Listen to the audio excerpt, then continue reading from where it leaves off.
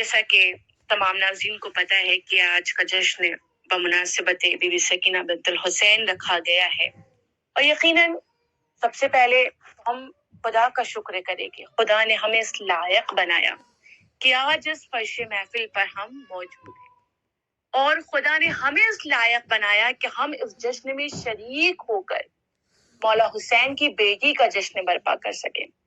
دیکھیے، یہ جو نعمت ہمیں ملی ہے نا، اس نعمت کا ہم جتنا شکر ادا کریں کم ہے، اس لیے کہ جیسا بھی خواجہ نے کہا بھی تھا کہ مولا حسین کی سکون جو ہے وہ بی بی سکینہ ہے، لیکن یقیناً آنے والی دنیا کے لیے تا قیامت تک کے لیے یہ بی بی سکینہ تمام عالم انسانیت کے لیے دل کا سکون بن گئی، اس لیے کہ سب سے بڑا سکون اس وقت ہمیں ملتا ہے کہ جب کسی کا باپ اس دنیا سے چلا جاتا ہے۔ دیکھیے، بی بی سکینہ کے فضائل ایسے نا کہ فضائل میں مصائب بی بی کے چھپے ہوئے، لہٰذا یہ تو ہمارا قرینہ ہے کہ ہم بی کی ولادت میں خوش ہوتے ہیں، ان کے غموں میں ہم غم مناتے ہیں، لیکن کبھی کبھی ایسا بھی ہوتا ہے کہ ہماری آنکھوں میں آنسو آ جاتے ہیں، اس لیے کہ ان کے فضائل میں بھی مصائب چھپا ہوتا ہے۔ تو جیسا کہ خواجہ نے کہا تھا کہ بی بی دل کا سکون کس کی ہے؟ شہنشاہ کربلا کے، لیکن وہ شہنشاہ کربلا کے دل کی تسکین، دل کا سکون، قلب کا سکون تو تھی، لیکن آج ان تمام بیٹیوں کے دل کا سکون بن گئی کہ جب کسی کا باپ اس دنیا سے چلا جاتا ہے تو اسے صبر صرف ایک ہی بنا پر آتا ہے، اور یہ بنا جو ہے وہ یہی سکینہ بنت الحسین، اس لیے کہ جو کمسنی کے عالم میں تمام عالم انسانیت کو صبر کرنا سکھا دیا کہ دیکھو صبر اور تحمل کیسے کرتے ہیں اور کس سے کہتے ہیں۔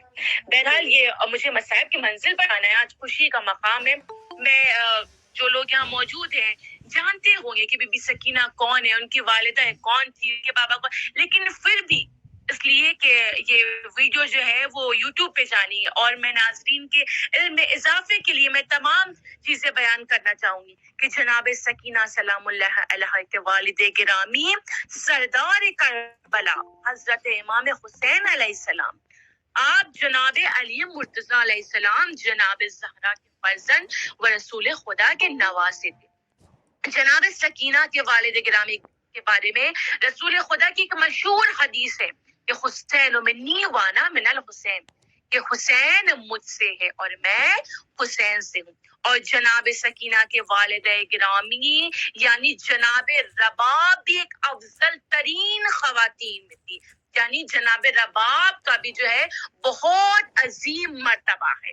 اور ابن اسحاق حمدانی اپنی کتاب مقتل الاسلام میں رقم کرتے ہیں کہ جناب سکینہ بنت الحسین بروز عید مباہلہ بتاریخ 24 ذی الحجہ، یعنی ایک جو روایت سے بتائی گئی ہے وہ بی بی کی ولادت 24 ذی الحجہ بتائی گئی ہے، لیکن ایک روایت جو ہے وہ یہ ہے 20 رجب المرجب، اور بروز جمعے کا دن تھا کہ جس دن بی بی کی ولادت ہوئی تھی، مدینہ منورہ میں بی بی کی ولادت ہوئی تھی، اور جس وقت آپ اپنی مادر گرامی جناب رباب کے ہمراہ کربلا کے سفر پر روانہ ہوئی، اس وقت بی بی کی عمر 3 سال تھی، یعنی 3 سال کی عمر روایت میں بتا دی گئی ہے۔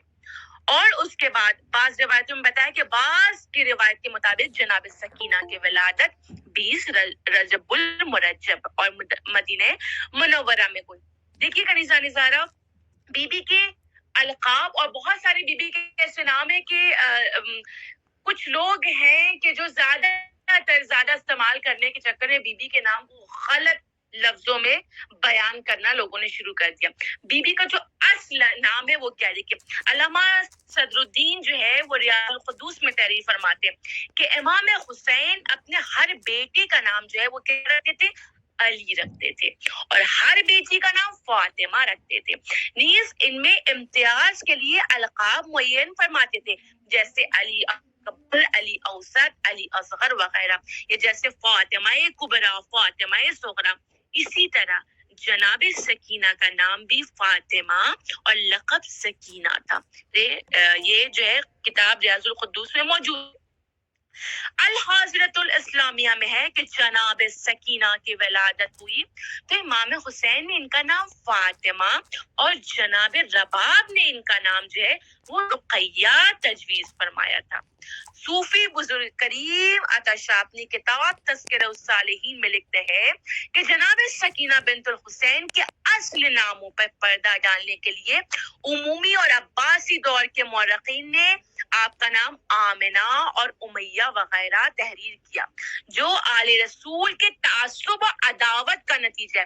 دیکھیے کنیزہ ذرا جتنا بھی انسان کوشش کر لے کہ کسی کے نام کی پردہ پوشی کر لے، کسی کے نام کو ختم کرنا چاہے، لیکن وہ تو عز و منتشا و تو ذل و منتشا، جب تک خدا کسی کو پست و ذلیل کرنا نہیں چاہتا ہے تب تک کسی بندے کی اوقات ہی نہیں ہے کہ وہ کسی کو ذلیل و رسوا کر دے، اور جب خدا کسی کو بلند کرنا چاہتا ہے اسی طریقے سے بلند کرنا چاہتا ہے کہ جس طریقے سے اہل بیت کا گھرانہ بلند تھا، بلند ہے اور بلند انشاءاللہ قیامت تک کے لیے رہے گا۔ صلوات پڑھ دے محمد و آل محمد۔ بے شک اللہم صلی علی محمد والے محمد وجل فرجہم۔ سبحان اللہ، جزاک اللہ۔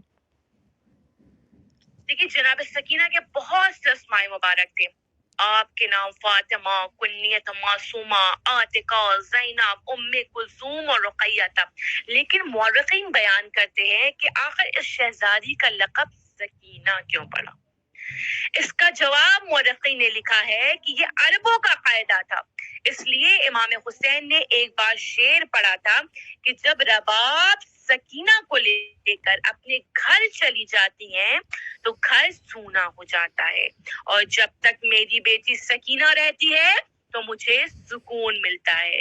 بس جو سکون عطا کرے اس سے عربی میں سکینہ کہتے ہیں۔ یہ لفظ قرآن کریم میں بھی آیا ہے، سورہ فتح میں آیت نمبر 4 میں موجود ہے کہ هو الذی انزل سکینۃ فی القلوب المؤمنین، کہ وہی خدا ہے کہ جس نے مومنین کے دلوں میں سکون نازل کیا ہے۔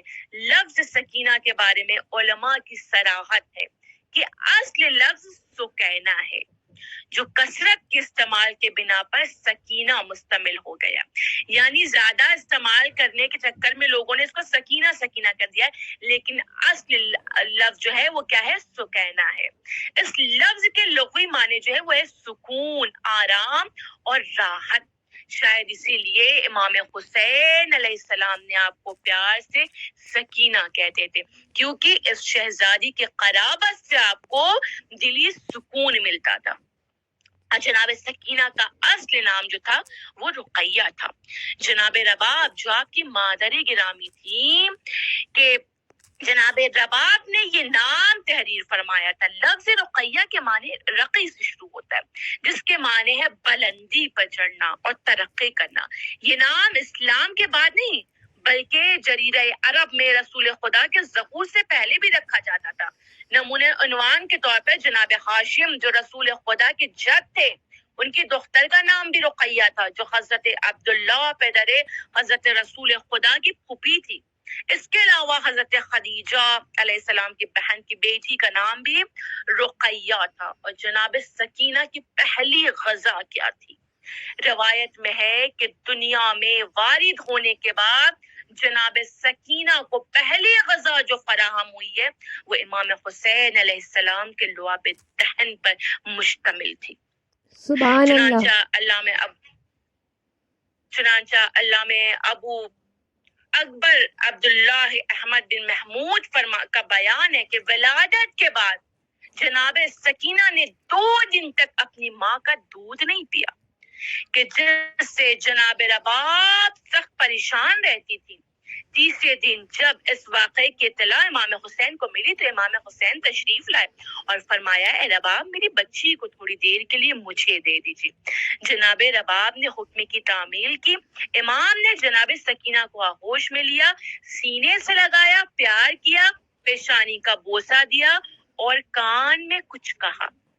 اس کے بعد اپنی زبان مبارک بچی کے دہن میں دیتی۔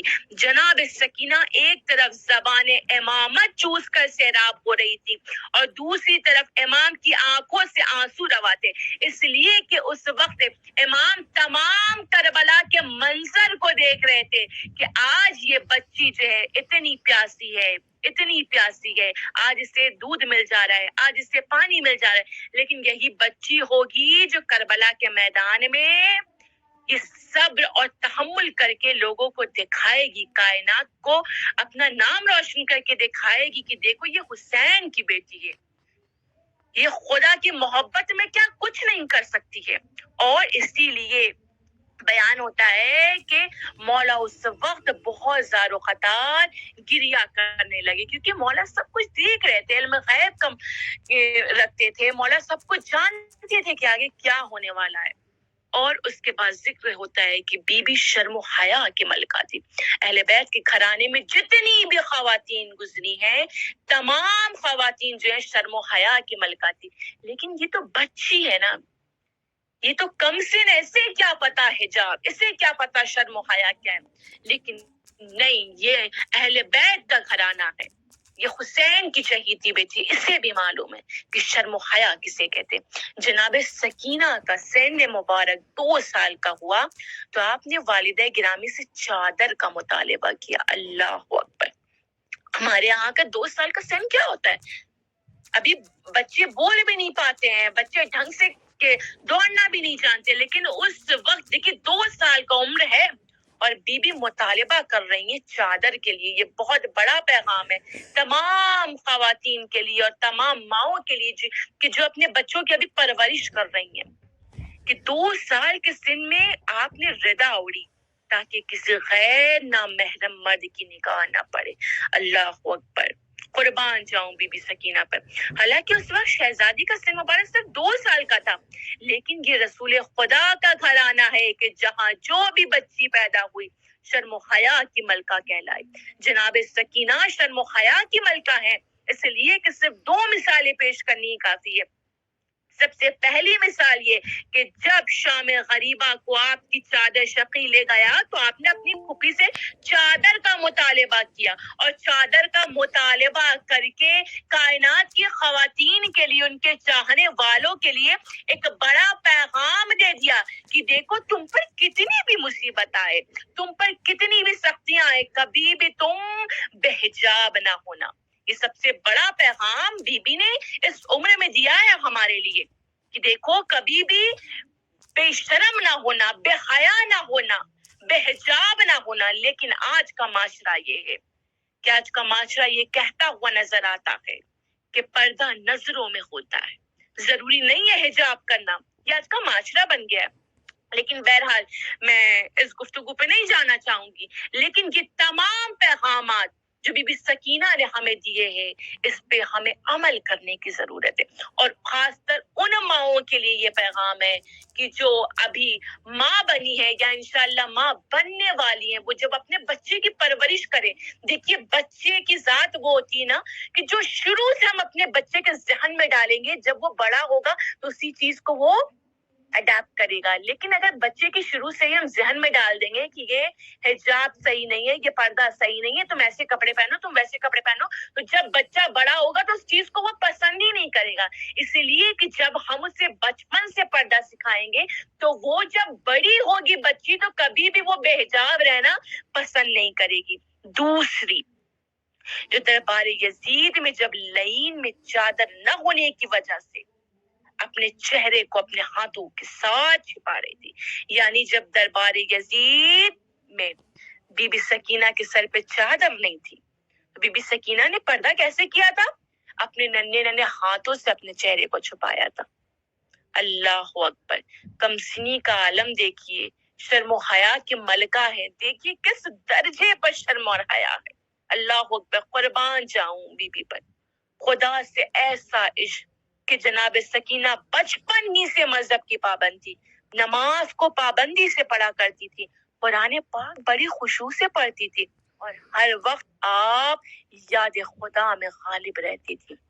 سید آغا مہدی لکھنوی کتاب سکینہ بنت الحسین میں لکھتے ہیں کہ جناب سکینہ نے اتنی مصیبتوں کے باوجود قید خانہ شام میں نماز شب کو ترک نہیں کیا۔ اللہ اکبر! دیکھیے کم سنی کا عالم ہے، لیکن اللہ سے عشق دیکھیے، شرم اور حیا دیکھیے کس درجے پر فائز ہے۔ اللہ اکبر! ایسے ہوتے ہیں اہل بیت کے گھرانے والے۔ اور جناب سکینہ کے بس آخری جملے پیش کر کے اس تقریر کو اختتام کی منزل پر لے جانا چاہوں کہ جناب سکینہ کے چہرے مبارک پر ہمیشہ میٹھی مسکراہٹ رہتی تھی۔ آپ اپنے دل کی بات سب سے کرتی تھی۔ جناب سکینہ عام بچوں کی طرح نہیں تھی۔ سب گھر والے جناب سکینہ کو بہت چاہتے تھے۔ جناب سکینہ کو کبھی بھی زمین پر پیدل چلنے نہیں دیتے تھے، اس لیے کہ یہ شہزادی سب کی لاڈلی تھی۔ یہ شہزادی ہر کی چہیتی تھی۔ یہ شہزادی ہر کے دل کا سکون تھی۔ اور آپ اپنے چچا جناب عباس جو امام حسین کے بھائی تھے ان سے بہت مانوس تھی اور اکثر ان کے گھر جایا کرتی تھی، جہاں وہ اپنے مادر گرامی جناب ام البنین سلام اللہ علیہا کے ساتھ رہا کرتی تھی۔ جناب سکینہ کو دیکھ کر جناب عباس انہیں اپنی گودی میں اٹھا لیتے تھے اور پیار سے اپنی گودی میں بٹھا کر کھلاتے تھے۔ جناب سکینہ اگر کبھی بھی کسی بھی چیز کا تذکرہ جناب عباس سے کرتی تھی تو اسی وقت جناب عباس اس چیز کو فوراً فراہم کر دیتے تھے۔ اللہ اکبر! یعنی دیکھیے کس درجے پر فائز ہے کہ جناب سکینہ کم سن میں ہی بڑے مرتبے کی ملکہ تھی، اور آپ کے بہت سے فضائل ہیں کہ جن کو اگر بیان کیا جائے تو پورا کتاب بن جاتا ہے۔ بس آخر میں کچھ تعلیم آپ کو دے کر اس محفل کو اختتام کرنا چاہوں گی کہ آج کل ہر انسان چاہتا ہے کہ اسے صالح اور نیک اولاد ہو۔ ہر انسان چاہتا ہے کہ اسے بیٹی ہو تو نیک اور صالح بیٹی ہو۔ اس جشن کے صدقے میں دعا کر کہ پروردگار کی جو بھی مائیں اس وقت بے اولاد ہے ان کو آج کے جشن کے صدقے میں اولاد نگینہ عطا فرمانا، انہیں ان کا دل کا سکون عطا فرمانا۔ بی بی سکینہ کے صدقے میں مولا حسین کو بی بی سکینہ کا واسطہ دے کر دعائیں کیا کیجیے، اور مولا عباس کو بی بی سکینہ کا واسطہ دے کر دعائیں کیا کیجیے۔ ممکن ہی نہیں ہے کہ کوئی شہنشاہ وفا کو ان کی بھتیجی کا توسل دے کے دعائیں مانگے اور دعائیں رد ہو جائے، یہ ممکن ہی نہیں۔ اس لیے اتنا مانوس تھی بی بی سکینہ اپنے چچا عباس سے کہ یہ ممکن ہی نہیں ہے۔ اور بہت ساری مائیں جو ہے وہ خواہش مند ہوتی ہیں کہ انہیں بیٹی عطا ہو، بہت سارے باپ اس کے خواہش مند ہوتے ہیں کہ انہیں بیٹی عطا ہو۔ تو روایتوں میں موجود ہے کہ اگر کوئی خواہش مند ہے کہ اسے بیٹی عطا ہو تو وہ پہلے اپنے ذہن میں نام سوچ لے کہ پروردگار واسطہ ہے بی بی سکینہ کا، اے بی بی سکینہ آپ کو واسطہ ہے آپ کے چچا عباس کا، چچا عباس کو بی بی سکینہ کا واسطہ دیجیے کہ جب انشاءاللہ میری بیٹی ہوگی تو میں اس کا نام سکینہ رکھوں گی۔ بہت مجرب ترین ہے، بہت مجرب ترین، اس لیے کہ بہت سارے میرے جاننے والے ایسے ہیں کہ جنہوں نے نام کو رکھا اور یقیناً انہیں ایک عظیم اور خوبصورت اور اتنی نہایت خوبصورت بیٹی سے اللہ نے نوازا ہے کہ میں بیان بھی نہیں کر سکتی۔ یعنی نام کا اثر بھی ہے اس چیز کو، جو بھی انشاءاللہ ماں بننے والی ہے اور وہ یہ اس امید میں ہے کہ پروردگار انہیں اولاد نوازے، اگر انہیں بیٹی چاہیے تو اس عمل کو ضرور کیجیے گا، انشاءاللہ انہیں ضرور خدا بیٹی عطا کرے گا۔ اس تمام تقریر کے صدقے میں جو بھی بیان کیا گیا میں دعا کرتی ہوں کہ پروردگار اسے اپنی بارگاہ میں قبول عطا فرمانا، پروردگار بانیان جشن کے توفیقات میں اضافہ فرمانا، پروردگار جتنی بھی آج کا نظام زہرا اس فرش ولا پہ موجود ہے اپنی اپنی دلی حاجتوں کو لے کر آئی ہوں گی، ان کی تمام دلی حاجتوں کو پوری کرنا۔ پروردگار ہم تمام شیعان حیدر کرار کی ایک ہی چاہت، ایک ہی حسرت ہے کہ مرنے سے پہلے دیدار کربلا نصیب. پروردگار اس وقت تک ہمیں موت نہ دینا کہ جب تک ہم تمام اپنی آنکھوں سے کربلا کی زیارت نہ کر لیں. اور سب سے عظیم دعا، پروردگار جس کا جشن ہے آج، جس کا روضہ سیریا میں موجود ہے، جس کا روضہ شام میں موجود ہے، پروردگار آج اس جشن کے صدقے میں، آج تمام دعاؤں کے صدقے میں دعا کرتے کہ ہم سب کو جلد سے جلد شام جانا نصیب فرمانا، شام کی زیارت نصیب فرمانا. اور پروردگار تمام دعاؤں میں سے سب سے عظیم دعا، جلد سے جلد حجت خدا قائم آل محمد یوسف زہرا کے ظہور میں تعجیل فرمانا. وآخر دعوانا ان الحمدللہ رب العالمین. سبحان اللہ. اللہم صلی علی محمد وآل محمد وعجل فرجہم. اللہم صلی علی محمد وآل محمد وعجل فرجہم. اللہم صلی علی محمد وآل محمد وعجل فرجہم. رب ارحمہما کما ربیانی صغیرہ یا ذی الجلال والاکرام. خواہران، میں نے یہ سب اس لیے جلدی جلدی پڑھا کہ روایت میں ہے کہ دعاؤں کے بعد اگر کوئی صلوات پڑھے تو اس کی دعا قبول ہوتی ہے، اور ماں باپ کے لیے دعا کرے تو دعا قبول ہوتی ہے، اور اگر لاسٹ میں وہ کہہ دے کہ یا ذو الجلال والاکرام تو دعائیں قبول ہوتی ہیں.